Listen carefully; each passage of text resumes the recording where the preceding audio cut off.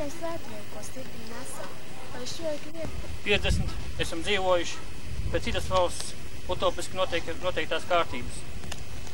Ļoti daudziem izdevās iepotēt, ka esam pasaulē varenākās valsts sastāvdaļa, ka esam laimīgākie cilvēki pasaulē.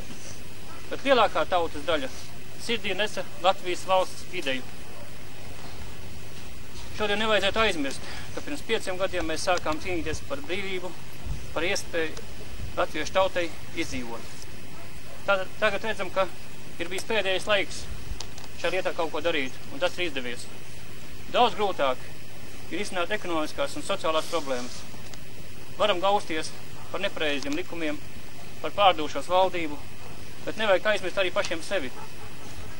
Daudzi grib dzīvot neatkarīgā Latvijā, bet bezatbildības nostāju saglabāt no PSRS laikiem.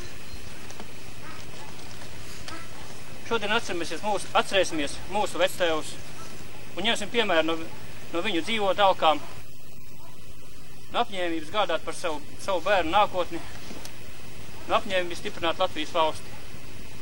Lai cik smaga ir ikdiena, vismaz valsts svētkos, valsts svētku reizē atcerēsimies par saviem vēl nesenajiem sapņiem un darīsim visu iespējamo, lai tos piepildītu. Paldies!